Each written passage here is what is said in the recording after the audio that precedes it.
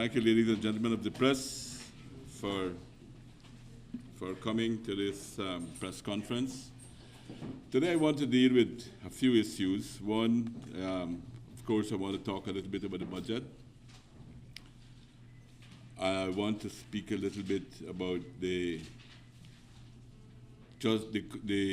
conference of the CARICOM Heads of Government meeting, and a little bit about the Rodney Commission, because that's been in the news for a while. On the budget, well, I'm sure that by now you have had an opportunity to peruse the budget. Just so I won't go into detail with great amount of figures, because I think you probably will have that. Just to point out that the philosophical underpinning of the budget was fundamentally, one, to ensure that the broadest cross-section of people would have benefited from the measures that we have in the budget. And secondly, that we continue to create a conducive environment for further social and economic growth within the country. And that is seen by many of the measures that we have. Again, you would notice that our social sector, the social sector in the country had a hefty increase and big development there to deal with several issues. One, as you know, in the modern world that we live in today, that we have to develop our human capital, and education is extremely important in that. The giving of money for children to get transportation for them to go to school is vital to ensure that we keep our children in school, and that they study. And that, of course, adds now to the several measures that we've had in the past with meals in school, school uniforms. All of these things have been adding in the years past, adding to them. We have also, in the capital side, building of new schools, new institutions, and also to develop our human capital. In the health, we continue to push ahead our specialty hospital, because we want to ensure that many of the facilities that only probably people who could afford to go abroad to get, that those are made available here, and that people would be able to access much of the facilities that we are now bringing on stream, and now some of them are available at limited levels, but to expand them to have them in a much bigger way. We are also in our infrastructure in keeping with the social sector. We have the pensions. We have increased the pensions. It's now $13,125, and that is in addition to the subsidies of water, the subsidies of electricity,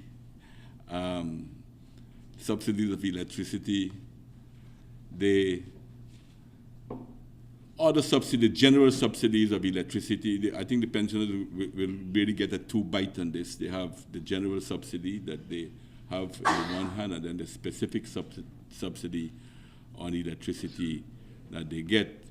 So those are, I think, very important in looking at the quality of life and looking at the vulnerable within our society.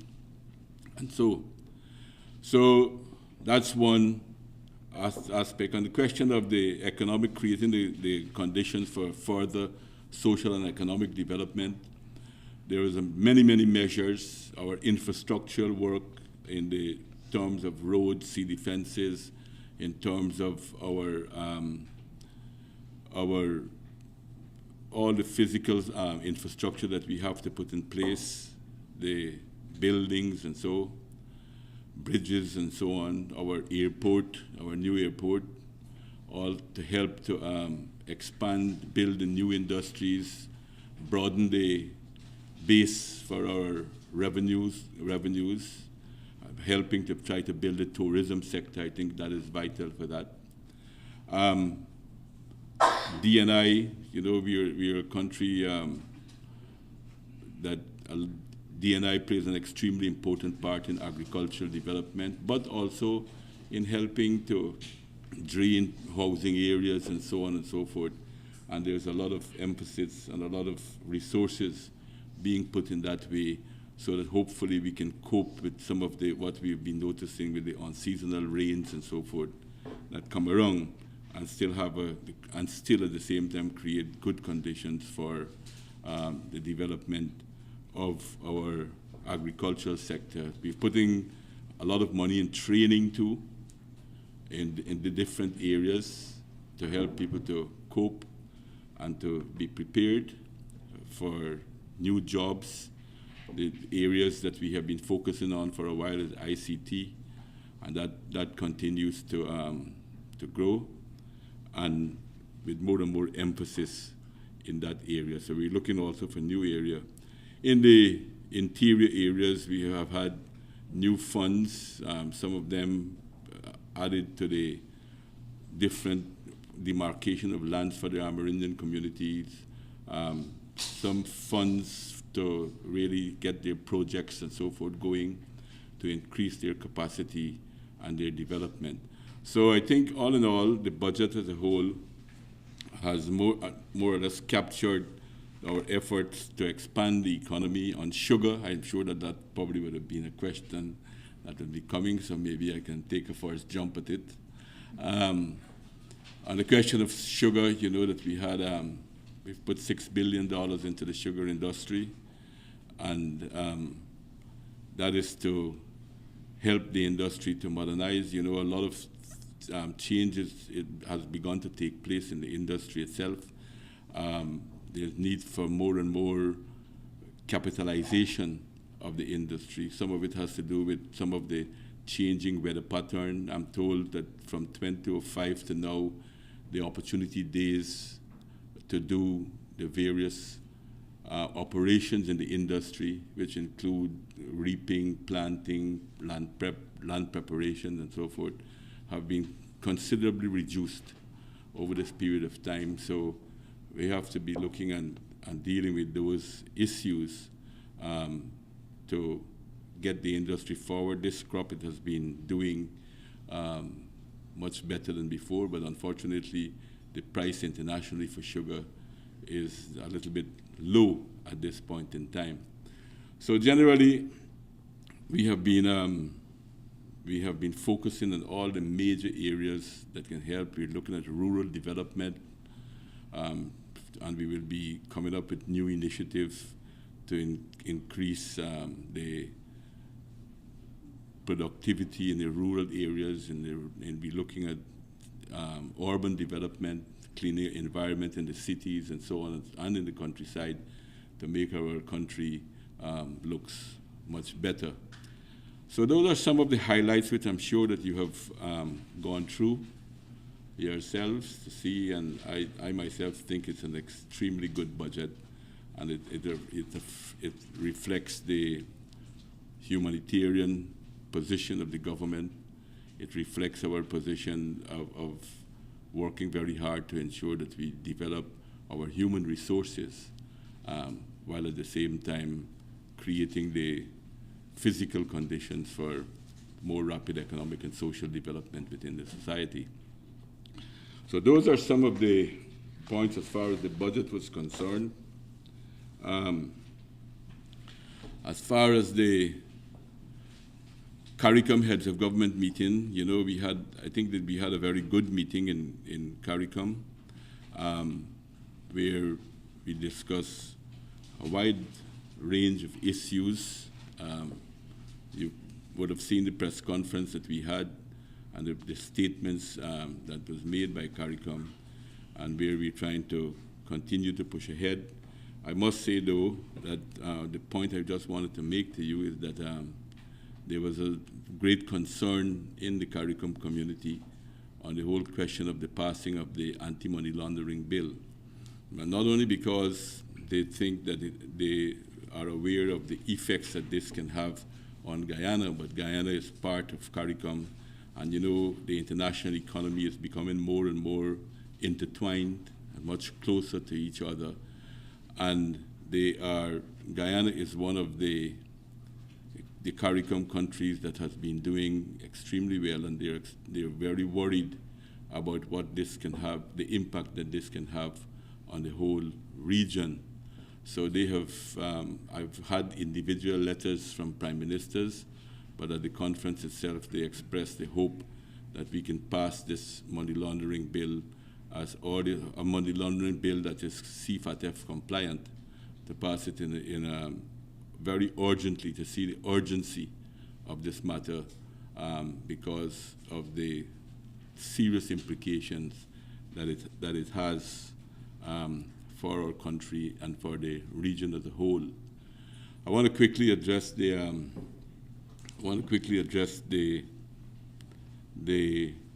Rodney Commission of Inquiry, because I've seen that has been taking some news in the papers. Just to mention that this process started, it was not initiated by me.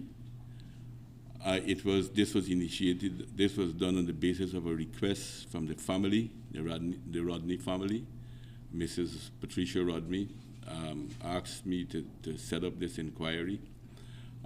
She said to me in our conversation that she would really like to put this thing to rest, that she didn't want to the years to pass, and all of us, one day will pass, and she didn't want to think about passing with this thing not being put to rest, and it was on that basis that this Commission of Inquiry was set up. The terms of reference was done together with her family and her advisors, whoever advised her, and with some of our technical people here. She had made the specific comment that she didn't want it to be political.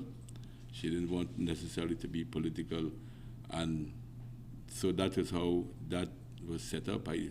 I know that there have been several statements by a wide cross-section of people in this country that wanted to finally find out the truth of this matter.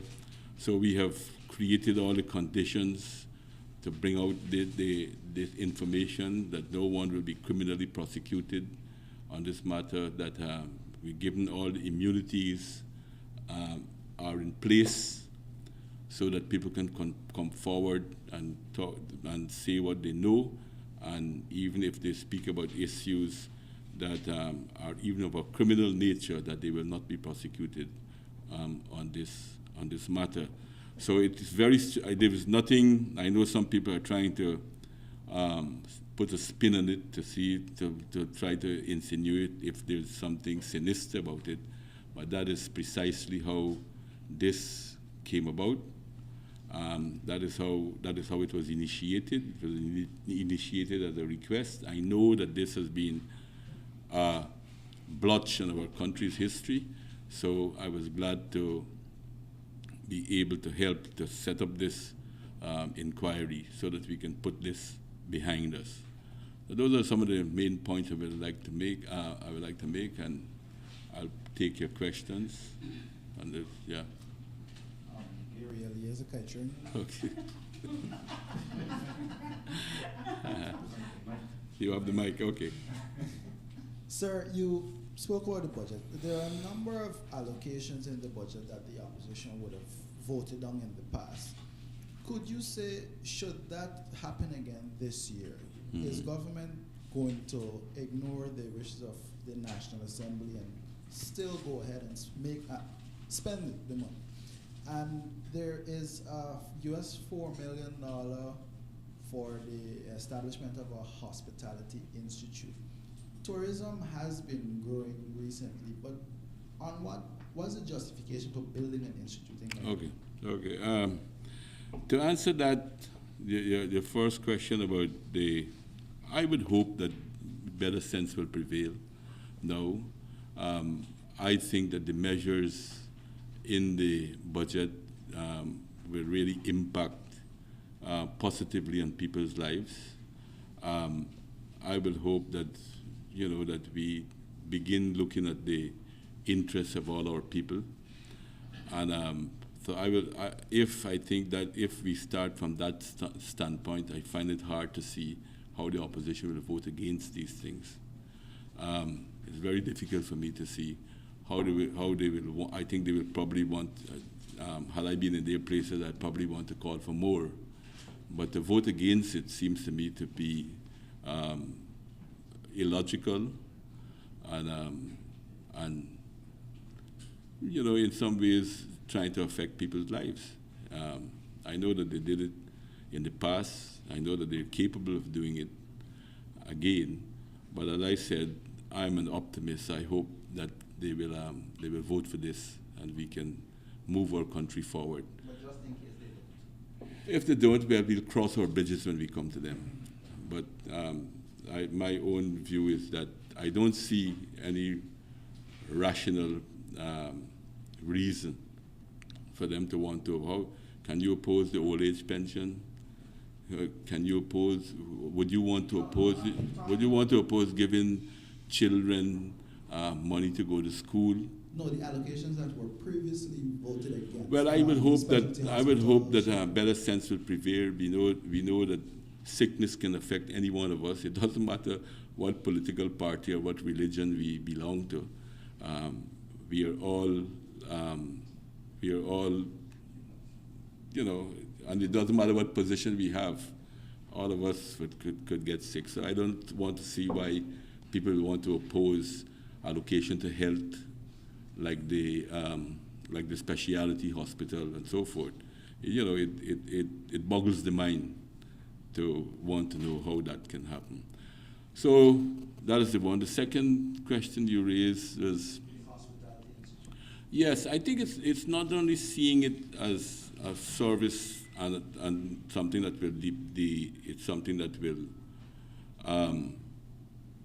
add to our tourism sector and train our people more and more in the hospitality tourism sector.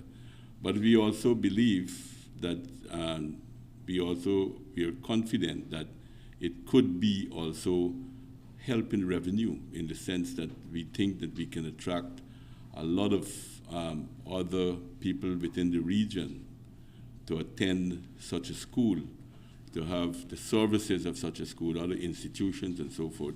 So it's not only a question of, one, it is a question, yes, of servicing our own, building the capacity for our own tourism enterprises, but at the same time it has the great possibility of being a good revenue earner for our country, that we can attract people different from the region and even beyond the region to come here. The new, if you look too at the trend that is going on in the world, and even in Guyana, you see more universities are being set up, bringing students from different parts of the world to study at universities that are set up in different places. The same type of concept that has advised on this institute. Yeah, let me hear this young man. He had his hand. He was very fast on the draw, but he. Good afternoon, Mr. Ramotar. You spoke on the anti-money laundering, countering the financing of terrorism bill. Now, what I want to ask is, is there any compromise that government is willing to give to either the AFC at this point or APNU towards getting this bill passed? The AFC has its requirements, the APN has its requirements. Are there any aspects of these demands that government is willing to compromise on? Well, I've spoken about this before. Even at the last press conference that I've had, I said there that a lot of what they're saying, it really doesn't hold water. Firstly, though, let me repeat that I don't think this bill has come out of an international process. It's not a bill that has come out only from our politics. It has come out from an international process. And that is why the international community as a whole is ready to place sanctions if you do not pass this bill. Because what it means, if you do not pass this bill, the perception out there would be that you are encouraging drug traffickers, money launderers to use your country for these things. Now, I don't think on such a bill why do you need to have a quid pro quo? I think this bill is so straightforward that it doesn't need that. It doesn't need that. But even the demands that they're making are also terribly irrational. I went into detail about the question of the Public Procurement Commission before, that we are ready to set it up. We are saying, however, if you are going to hold us responsible for, this is an executive function, and if you're going to hold us responsible for that function, then all we're asking for is the minimum of authority to be able to carry out this function. You know, this function is not there just to play on anybody's ego. It is necessary. It's just like some of the immunities that presidents will have in every country of the world. They are essential to allow them to carry out their functions. And it is the same thing I'm saying, arguing from the point of view. We are asking for the minimum. We're not asking that the cabinet be allowed to award contracts. We have given up that. Voluntarily, we're the only country in the region where the cabinet don't award contracts. But the minimum is to give a no objection, and that's our position. Now we spoke about the other bills that the APNU has, about the unconstitutionality of them, and so forth. So how do you expect me to sign those bills? So I think so. Essentially, that's my answer. If I could follow up, sir. APNU has proposed. But let me make. Sorry. Let me make. Any concessions that has to be made in this bill, it's not just a question of concession that we would make or what we will make and so forth. It's a question that there's a limitation. There's a limitation of what you could do. And that limitation is imposed by CFATF and FATF. Whatever bill you come up with, whatever compromise you come up with, it has to be CFATF compliant. And that is why I was saying the logical thing to do is that the bill that we have, we know CFATF has pronounced in it that it is CFATF compliant. So why don't we pass it? And this is not the end of it. You know, this is not the end. I dread to think what will happen, because this is not the end. This is an amendment, and more amendments are already being prepared by CFATF and FATF to come to keep strengthening as they based on experiences that they have on these issues. So just to mention those points. If I could follow up, the opposition has made proposals to amend the Principal Act. Government has criticized those amendments specifically with regard to the amount of money that can be seized within our borders, on the seizing of money within our borders. However, a modified version of those amendments that was sent to the committee is almost exact, at least where that is concerned. How do you explain this seemingly reverse or a change into the government's position? It's as you said, it's trying to come to get the bill passed in some ways, right? But even though we do not agree with it, we do not agree that what is there is something positive. But you know, you're talking about making concessions and so forth. But whatever concessions we make, as I said, has to be CFATF compliant. We don't, you know, it got to be within the bounds, within the framework of what CFATF will accept. Okay, I'll just ask 2 more questions and I'll let somebody else have it if they can. When does government plan to give the order to have local government elections, sir? Well, that is not yet decided. When we decide, I'll let you know. And does government plan before general elections as opposed to local government elections? That too I can't answer you specifically on, but I think maybe we can come to the extraneous question at the end, if we focus on the meat of the press conference that we've had, and then when there is no more questions on the budget and the other issues that I spoke about, then we can take these way out questions. Yes, yes. Sir. Let me. Neil had it. Let me hear. He has the mic, so you talk. And you got to give way to seniority sometimes. Yes. Sir, sugar, $6.6 billion. One of the shortcomings has been declining cultivation and declining labor force. How much of this money is going to go towards expanding the agriculture area for sugar? How much is going to go into mechanization? That wasn't specified. Yeah, most of it, the whole idea is most of it should go into capital so that we can go to mechanization. I know that only yesterday that I was told that there was a demonstration with a new whole stock harvester that was done at the LBI and Moore Estate area. Because that will have to help us to supplement the shortage of labor that exists in many, many cases. Like, for instance, in High Flat Estate, now we have availability of labor is extremely low. I think the average turnout is somewhere about 43%. So that is why we are giving more lands to farmers to plant cane. And obviously we have to look at how do you supplement that labor shortage with other equipment. And all over the industry, you don't have, I don't think there's any one of the estates where you can talk about an 80% turnout.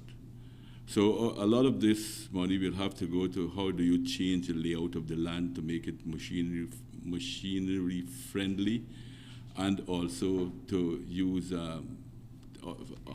other new technique in planting, in harvesting, etc., etc. So most of the money is intended to go in that direction. Yeah. It's more of a follow-up to this question. The opposition has already signaled that their intent on cutting parts of the budget. Does your government plan, or do you have any plans on accommodating any of their proposals regarding these cuts? Well, you're asking me to speculate. It's something I try to discourage. No, it's not. I don't have. Already said that they will. Yeah, they said, but I don't know what they will cut. I know what. Let's wait and see. Yes. Mr. President, Neil Marks, Capital News. Sir, could you say what was your government's reasoning in not adjusting the income tax threshold, the income tax itself, and VAT? Well, there are a couple of reasons. One, I think the income tax threshold at this point in time, my own view at this point in time, the income tax threshold is pretty wide. I don't think that, that it's what, $50,000 now per month for free pay. The minimum wage. If we wanted to help, if we want to use, when we were increasing the threshold of the income tax from $4,000 where we found it, $48,000 a year where we found it, to where it is today at $50,000, it was to help the lower income groups more and more. So I think at this point in time, my own view is it's at a fairly good position where we can help the other issue is in relation to, there was a study that, long ago I had commissioned a study to do it. I think that body is about very closely finishing their work at this point in time. We had even attached a university to do a study with that body. I think that university study has come out and they have it in their possession. So hopefully that can come to a conclusion, and that will be able to advise us on the way forward on the whole tax system as a whole. Because tax is the lifeblood of government's revenue. So you don't want to make a mistake with that, so you want to handle it very, very carefully. And I don't think it's probably the best thing to handle it in a very piecemeal way at this point in time. Yeah. On the same budget, sir, we noticed allocations to NIS.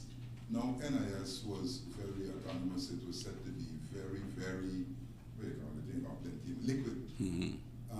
It is still liquid, yeah. Still liquid. So why is the government granting, I think this year it says $200 million? I think it's to help it to improve on its help it to improve on its efficiency, because you know that, and also you know that it last year I think it was for the first time when its payout was more than its revenue. So those are things that we have to take into consideration to we have to prepare the NIS to be there forever, and a lot of this money will be going into probably different type of studies and so forth to ensure that we adopt the right policies, what to do, how do we broaden the net for the NIS, so that it could be sustainable, so that when we retire, that we can be assured of having something there. And that, by the way, a lot of pensioners, older pensioners, also getting NIS money. Yes, you're in 65 yet, though. You're in 65 yet. No, you're 64. Okay. Sir, on the budget, there's a $8 million US allocation for Amila Falls, Guyanese equity. Could you say why? What has been the updates, the workings behind that? And also the minister mentioned, $8 million US. Minister also announced the opening of the Marriott this year, but we've heard nothing about the financial closure. Could you say what's delaying that, and where is the funds currently coming from for the works presently going on? All right. You asked multiple questions. The first one was Amila. You know that I have said publicly over and over that we haven't given up on Amila. That, as far as I know, it is back with the IDB board, and hopefully IDB board will be concluding on that in the not too distant future. The $80 million, it's money really coming from the GRIF to be that to put our equity into the Amila Falls project. So that's where that money is coming from, and that because we still expect. I mean, it's a pity that Amila Falls didn't start last year. It would have been, but we still have it on our radar, and we hope to get it started this year. Hopefully. For what? Replacing site global. No, we not necessarily. I think although these are preliminary things I'm speaking about, I don't see that we've lost Site Global or that we have lost Blackstone as yet. But I have said publicly, if we do lose them, then we will look at alternative. But at the moment, we're not convinced that we've lost them. All right, yeah. Marriott. Oh, so the Marriott is the Marriott. There's a lot of interest in the Marriott from local banks that are here. We have local banks involved. We have also foreign banks involved, and we do have a foreign investor. But I think that will be I was hoping that it should have been announced already, but there's still some small arrangements left to be made to tie things up. So I think you won't have to wait I know that you've been asking this question a long time, and I don't think you'll have to wait much longer for the answers. You'll get them soon. But if there's no financial closure, where is the money coming from to fund the No, they had. You have, as I said, there's a consortium of people who have put money into it. So there's money there to continue the work. Apart from this hill, yes. There are things to conclude the work of it. Yes. Mr. President, Andrew Weeks, Nightly News. I'm here. Sir, the agreement with the government and the Ghana Teachers Union is coming to an end. Okay. And they are concerned that some of the benefits that they have discussed with the government have not been met. Have you been aware of this, and is there any possibility of discussion going on? I think, of course, that will be with the Ministry of Education and the union to deal with. But from what I know, that we have been trying to meet a lot of these, all the agreements on our side. I know that there were some head teachers and so forth who didn't collect their duty-free through no total fault of their own, and we have corrected those things. But I think everyone in this country knows that we are for trying our best to do more for people, including our teachers, than doing less. So whatever the technical glitches that are there, I'm sure we can smooth them over, and I want to assure you that we will be 100% with every commitment that we make. Good afternoon, Alexis Rodney, the Evening News. Back to the Rodney Commission, the WPA is fuming right now that you haven't formally responded to the letter that was sent to you. Can you? Okay, I'll respond to them, but as I've said before, that we have, I've told you just now again, I've repeated just now again, that I didn't have an agreement with the WPA to set up this commission. I just explained to you how it came about from the Rodney family, and all the technical work was done with the Rodney family, and that was how that was done. I think probably, hopefully, the time will come when you will probably have an opportunity to meet with the Rodney family to probably get their views and their opinion and their positions on many of these things. But what I would say at this point in time, the same WPA people who have written to me, they were also very vociferous in having a commission. I don't see what's the big problem now. They want to narrow the commission to what? Only to the day that Rodney died? What context could we have it in? So this I wouldn't say more, because I think it's more in the, and I'm sure that many of you can probably find ways and means to get in touch with the Rodney family to ask them their views about, and to verify what I'm saying here. Yeah. Just another question. Can you say what is the position now with the U.S. LEAD project? The what? The LEAD project, the U.S. LEAD project. Oh, well, we still have to meet with them to discuss that further. We haven't had a further meeting in recent times. Why haven't you met us yet? Huh? Why haven't you met with the U.S. ambassadors? Well, it has to do with a lot of things, I mean, I don't have to deal with one thing, Okay. Yes. Mr. President, Gov't, Starbuck News. Mr. President, you have had a report about irregularities at NCN on your desk for about 2 years now. Okay. Why have we not done You anything have a memory like an elephant. No, I wasn't prepared for that for that question at this point in time. But I'll probably look into it and see if I can give you an answer after. But that are we exhausted with the question of the budget and of the other is? As a matter of fact, I have a question on the Rodney inquiries. Yes, yes. Sorry. So one of the things that people tend to be interested in is how much is it costing Guyana to fund this commission? We spent a lot of money for the Linden Commission. Yeah. How much are we spending on this commission? Well, I could say that it's not cheap. I don't have the figures. I don't have the figures at my fingertips, but I can tell you it's not cheap. And but I think that once we have decided to go down the road to get this finished, I think we should, we have to. This is something that has been on a blotch on the Guyanese conscience for 34 years. So I think it's the money that we will be spending there will be well spent to put this to bed for all of our consciences. Yeah.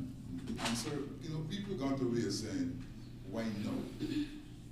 Well, I explained why no. All right. Prior to 1992, though, the government had pledged, I think Dr. Chetty Chagan had pledged to investigate Rodney's death. I mean, more than we never did. Well, not that he never did. You know that he tried to, that he made a strong effort to do that.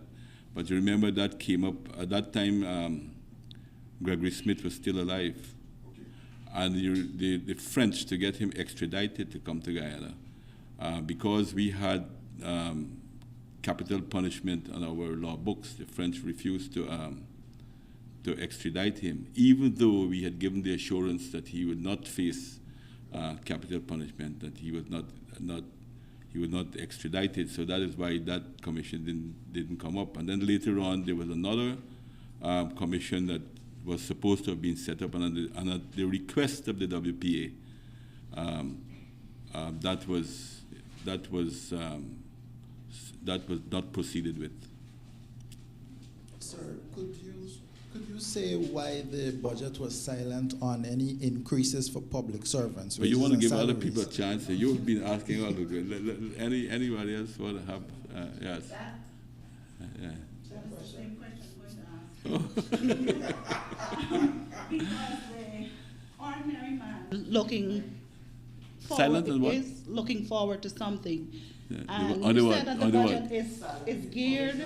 No, but geared to ensure I got you. Yeah. the broadest cross section. I got the drift. No, but it's two things to stress there. One, there's been nothing for public servants. There's been no reduction in the VAT. There's been no threshold increase. There's been no reduction in the income tax. The ordinary man is saying, this budget ain't for me. I don't know if you were ordinary. I don't think you are. I'm speaking for the ordinary. I don't think you are ordinary. I don't think that the ordinary man got your views at all. But let me just say, on the one hand, you can't. I am still hoping. I've said, and I still hope that the two parties will get down to negotiations, right? That this is industrial relations stuff. And I am still hoping that we can reach a negotiated settlement. Therefore, what do you want me to announce for the public service? And then you would have come here today and said to me that I'm a dictator, that I have, without anything, that I have just awarded pay increase to public service, and then you would have added about 50% on that to me. No, well, it happens largely because, it's not for one reason. It happens fundamentally because the parties don't get together and negotiate. But my own view, I would like to see them sit down at the negotiation table and come up with some agreement. So that's why you haven't seen anything there. All right then, thanks very much.